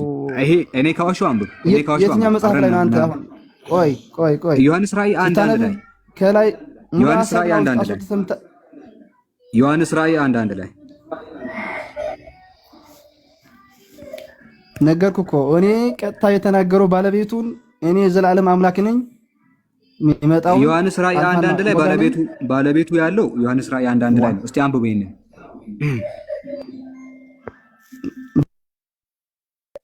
ዮሐንስ ራእይ 1:1 ላይ ባለቤቱ ተቀምጧል። ቶሎ ይሆን ዘንድ የሚገባውን ነገር ለባሪያዎቹ ያሳይ ዘንድ እግዚአብሔር ለኢየሱስ ከዛስ የሰጠው በእርሱ የተገለጠው ይሄ ነው። ኢየሱስን በመልአኩ ልኮ ቀጥል እስከታች ኢየሱስ በመልአኩ ልኮ ለዮሐንስ ሰጠው ይላል። ለባሪያው ለዮሐንስ ሰጠው። ማን? እግዚአብሔር ለኢየሱስ፣ ኢየሱስ ለመልአኩ፣ መልአኩ ለዮሐንስ። ዮሐንስ ማን ነው እንደዛ ያለው ብለን ብንጠይቀው መልአኩ ጋር ይወስደናል። መልአኩ ማን ነው እንደዛ ያለው ብለን ስንጠይቅ ኢየሱስ ጋር ይወስደናል። ኢየሱስ ማን ነው እንደዛ ያለው ብለን ስንጠይቅ እግዚአብሔር ጋር ይወስደናል። ሰንሰለቱ ወደ ላይ ሄዶ እግዚአብሔር ጋር ነው የሚቆመው እንጂ ኢየሱስ ጋር አይደለም የሚቆመው። ኢየሱስ ጋር ቢቆም ልክ ነህ። ይሄ ባይኖር ኢየሱስ ጋር ብቻ ቢኖር አይታል። ሰንሰለቱ ኢየሱስ ጋር ቢሆን ልክ ነህ። እግዚአብሔር ጋር ነው የሚሄደው። ግን ይኸው ላረ ደግም የላንበብ ግልጽ ነገር እኮ ነው። አንተ አእምሮን አከፍትም እንዴ? ይኸው ቶሎ ይሆን ዘንድ የሚገባውን ነገር ለባሪያዎቹ ያሳይ ዘንድ እግዚአብሔር ለኢየሱስ ክርስቶስ የሰጠው በእርሱ የተገለጠው ይሄ ነው። ኢየሱስን በመልአኩ ልኮ ለባሪያው ለዮሐንስ ሰጠው። እግዚአብሔር ለኢየሱስ፣ ኢየሱስ ለመልአኩ፣ መልአኩ ለዮሐንስ። ስለዚህ ዮሐንስ የተቀበለው ከመልአኩ፣ መልአኩ የተቀበለው ከኢየሱስ፣ ኢየሱስ ከእግዚአብሔር። እስከ ቁጥር 8 ቀጥል ዝም ብለህ። እሺ ቁጥር 8። ስለዚህ የመልእክቱ ባለቤት ማን ነው? ከላይ በኩል ምን አይነት ክርክር ነው የምትከራከረው? እንዴ የመልእክቱ ባለቤት በቃል የተናገረው ባለቤቱ አንተ አሁን ወደ ላይ የምትወስደው አንተ ነህ እንጂ ከቁጥር 1 ጀምረህ እስከ ቁጥር 8 ያለውን ሐሳብ አንተ እንደዛ ከሆነ እንደዛ ነው የሚመጣው። ይሄን መልእክት ኢየሱስ ከየት አመጣው? ስማኝማ ይሄ ክርክር መልእክት ሳይሆን አንተ ራሱ ተወስደዋለህ። አንተ ራሱ ወደዛ ተወስደዋለህ። መልእክቱን ዮሐንስ ከየት አመጣው? ቃል በቃል ያለውን ትተህ ወደ ላይ ሄደህ ወደ ላይኛው ያለውን ባለቤቱ ይሄ ነው ብለህ የምትከራከረው አንተ ከመሃል ሳይሆን የሚነበበው ከላይ ነው የሚነበበው። ወደ ምንም አቅጣጫ የማይወሰድ ነገር ተነግረዋል እዛ ላይ በቃ አለቀ። ኢየሱስ ክርስቶስ ራሱ የተናገረው ስታነብ መጽሐፍ ቅዱስ ስታነብ ከላይ ጀምረህ ነው የምታነበው፣ ከመሃል አይደለም። መልአኩ ዮሐንስ ከየት ነው ያመጣው? አንተ እኮ ነህ ዮሐንስ መልእክቱን ከየት አመጣ? ስታነብብ ዮሐንስ ሐሳብ የለውም መሐላ አይደለም የምትከራከረው። እባክህ ከላይ ነው የምንጀምረው። ያንን መልእክት ዮሐንስ ከማን ነው የተቀበለው? ዮሐንስ ማን ነብይ ነው? ከማን ተቀበለ? ኢየሱስ ክርስቶስ ከመምጣት በፊት ነብይ ነበረ። ዮሐንስ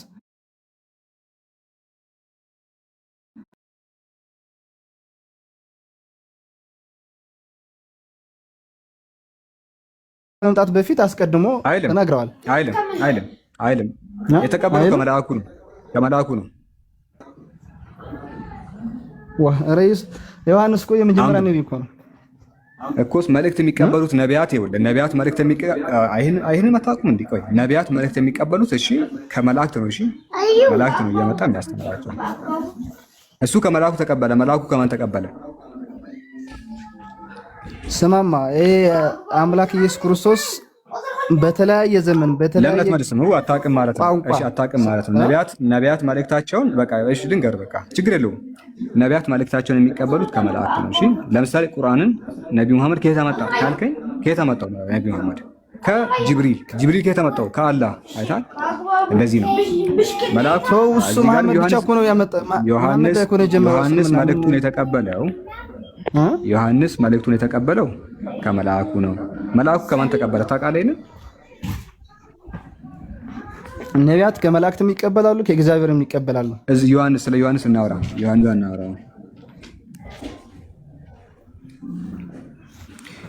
ወይስ ከአማርኛ ከቻለ አሁን ከቁጥር 1 ጀምረህ ስማ። አሁን ቁጥር 1 የምታነበው አንተ ከቁጥር 1 እስቲ 2 አለ 3 አለ 4 አለ ወደታች እኮ እንወርዳለን። 7 አለ 8 አለ እናነባለን። ሁሉንም እናነባለን። መሀል ላይ ያለው መልእክቱ ከየት መጣው ነው? እስከዚያው ቀጥል። ሁሉንም እናነባለን። ችግር የለውም። እስቲ መጀመሪያ ይሄንን አስረዳን።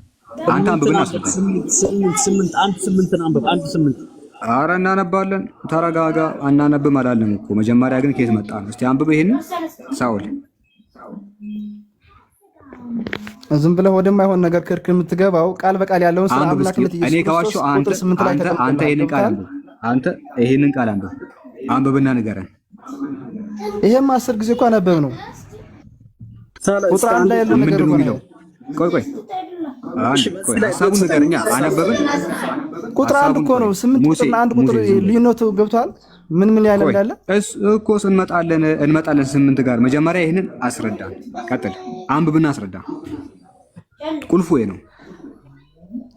ይሄም አንብበነዋል እኮ። ምንድነው የሚለው? ሐሳቡን ንገረኛ አንተ። ምን ነው አንብበነዋል እኮ። በቃ ይሄ ምንም በማያስፈልገው እኮ እኔ ያልኩ ሐሳቡን ንገረኛ። ሐሳቡን ሳትናገር አታልፍ። ወደ ላይ ወደታችን ሳንሄድ ኢየሱስ ክርስቶስ ስለ አምላክነቱ ጠይቃ ስለ አምላክነቱ ሐሳቡን ንገር። የተናገረው ቃል ሐሳቡን ንገረን። ቁጥር አስቀምጫለሁ። ይሄንን ሐሳቡን ንገረን። ቁጥር 1 ሳንጨርስ ወደ ሌላ እንሄድም። ሐሳቡን ንገረን። ወንድሜ መጀመሪያ እኮ ስለ ኢየሱስ ክርስቶስ ስለ አምላክነቱ የተናገረው ቦታን ያልኩህ አይደለ? ይሄንን ሐሳቡን ንገረን። እንወርዳለን ወደታች። እንደዚህ ነው ነገርኩህ። ወደታች እንደዚህ ነው። እኔ አቅም የለኝም አልኩህ እኮ እኔ ስለዚህ ጉዳይ ስለ መጽሐፍ ቅዱስ ብዙ አቅም የለኝም። አልተውም በማውቀው እኔ በምችለው መንገድ ግን የተረዳሁት ኢየሱስ ክርስቶስ ይሄንን አንብብ።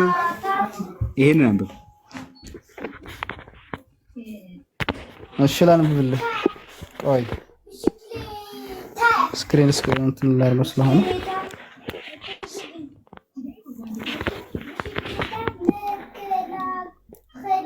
ቶሎ ይሆን ዘንድ የሚገባውን ነገር ለባሪያዎቹ ያሳይ ዘንድ እግዚአብሔር ለኢየሱስ ክርስቶስ የሰጠውን በእርሱም የተገለጠው ይህ ነው። ኢየሱስ በመልአክ ልኮ ለባሪያው ለዮሐንስ አመለከተ። እግዚአብሔር ለማን የሰጠው? እግዚአብሔር ለኢየሱስ ክርስቶስ የሰጠውን በእርሱም የተገለጠውን ኢየሱስ ለማን የሰጠው አለ። እግዚአብሔር ለማን የሰጠው? ለመልአኩ። ቆይ ከኔ ጋር ሁን። እግዚአብሔር ለማን የሰጠው? ኦኬ ለኢየሱስ። እግዚአብሔር ለማን የሰጠው? ኢየሱስ ለማን የሰጠው? ለኢየሱስ። ለመልአኩ የሰጠው። መልአኩ ለማን የሰጠው? መልአኩ ለማን የሰጠው? መልአኩ ለማን? ለዮሐንስ። 8 ጋር እንሂድ። 8 ጋር እንሂድ። አሁን 8 እያልክ አይደለ? ና ያለውና የነበረው የሚመጣው ሁሉን የሚገዛ ጌታ አምላክ አልፋና ኦሜጋ እኔ ነኝ ይላል አለ። እየነገረን ያለው ማን ነው? ኢየሱስ ክርስቶስ። እየነገረን ያለው ዮሐንስ ነው አይደለ? ይላል ብሎ ዮሐንስ ጌታ እየተናገረ ያለውና የነበረው የሚመጣውን ሁሉን የሚገዛ ጌታ አምላክ አልፋና ኦሜጋ እኔ ነኝ አለ። ከየት አምጥቶ? ዮሐንስ ከየት አምጥቶ? ከእግዚአብሔር አይደል? ኧረ ከእግዚአብሔር አይደለም። ቅድም ምንድን ነው የተባባልነው እዚህ ጋር? ኧረ ሳለ አንድ ድል ስጠኝ። እኔ የተለየ አንደርስታንድ እንዴ ቆይ ዮሐንስ ከየት ነው ያመጣው? እሱ ሌላ ፓርት ነው፣ ይሄ ሌላ ፓርት ነው። ዮሐንስ ከየት ነው ያመጣው? አልሰማህም? ዮሐንስ ከየት ነው ያመጣው? ዮሐንስ ከየት ነው ያመጣው? ይሄ ሌላ ምዕራፍ ነው። ምን አገናኘው ከዚህ? ኧረ ሌላ ምዕራፍ አይደለም፣ አንድ ምዕራፍ። ዮሐንስ ከየት ነው ያመጣው? ቁጥር 1 እኮ ነው ይሄ እኮ። እንዲህ ወደ ታች ነው የሚሄደው። ታሪኩን ከላይ ነው የምናነጋው። እሺ ሂድ፣ መሀል ላይ ያለው አንብበው እስኪ። ሂድ መሀል ላይ ያለው ዮሐንስ ከየት ነው ያመጣው? ከቁጥር 1 ተነስተን እስከ ቁጥር 8 እንገባለን። ዮሐንስ ከየት ነው ያመጣው? ልንገርህ፣ ቁጥር 1 ጀምረህ እስከ ቁጥር 8 ያለውን ነው ያመጣው። ዮሐንስ ከየት ነው ያመጣው? በአውዱ መሰረት ምን አይነት ክርክር ነው የምትከራከረው? ዮሐንስ ከየት ነው ያመጣው? ብራዘር ክርክር መጨረሻ ያለውን መረጃ ነው የሚያረዳን። እሺ ዮሐንስ ከየት ነው ያመጣው? ዮሐንስ ከየት ነው ያመጣው? መልስ የለውም። በቃ ላልፍ ነው ወደ ሌላ ቦታ ነው። ዮሐንስ ከመልአኩ ነው ያመጣው። መልአኩ ዮሐንስ የነገረው። እሺ መልአኩ ከየት ነው ያመጣው?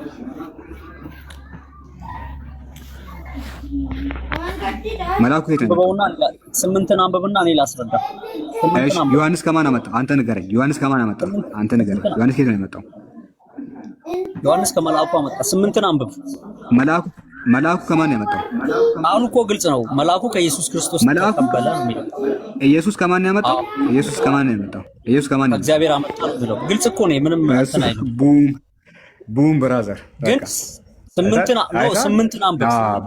8 ላይ እኮ ነው 8 በቃ አንዴ። ስለዚህ 8 ላይ ምንድን ነው የሚለው መሰለህ? ላንብብልህ። ክፈትና ሌላ አስረዳ። ክፈተው ጭራሽ። እሺ ክፈተው።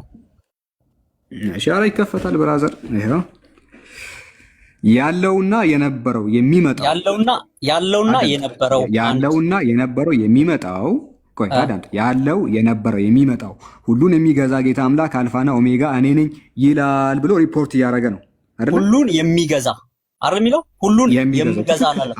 የሚገዛ አላለም። ሁሉን የሚገዛ ሳይሆን ሁሉን የሚገዛ ብለው መስክሮለታል። ሁሉን የሚገዛ ያለም የሚገዛ ያልኩ እኮ ነው ብራዘር። አማርኛ ሰማም። ሁሉን የሚገዛ ነው። አማርኛ ሰማም ነው። ሁሉን የሚገዛ አይደል? የሚገዛ ያልኩ እኮ ነው። ከዚያ የሚገዛ ያልኩ አማርኛ ሰማም ነው። እየጠየቁ ምንድነው እየመሰከረለት ነው እንጂ ሁሉን የሚገዛ አላለም። ገብቷል? እኔ አላልኩም የሚገዛ ያልኩ እኮ ነው። ስለዚህ እየመሰከረለት ነው። የሚገዛ ብዬ አንብቤ አንዴ ይላል ነው ያለው። ቆይ የሚገዛ ጌታ አምላክ አልፋና ኦሜጋ እኔ ነኝ ይላል አለ። ማን ነው ይላል ብሎ እየነገረ ነው ያለው ለእኔና ለአንተ? መልአኩ ነው እያለ ያለው አይደለም፣ ዮሐንስ ነው። ዮሐንስ ከማን የተቀበለው? ከመልአኩ። መልአኩ ነው የተቀበለው። መልአኩ ደግሞ ከኢየሱስ ተቀበለ። ምን አለው ኢየሱስን? አልፋና ኢየሱስ ጌታ መጣ። ኢየሱስ ጌታ መጣ። እዚህ ጋር ከእግዚአብሔር አመጣ የሚል የለም። ኧረ እባክህ ይኸው ከላይ በኩል አልተናገረም። ቁጥር 8 ላይ አልተናገረም። እዚህ ጋር ምን መሰለህ? መጽሐፍ ቅዱስ ሲነበብ በአውድ ነው የሚፈታው። መጽሐፍ ቅዱስ የሚፈታው በአውድ ነው። መሀል ላይ ቆንጥራ አይደለም።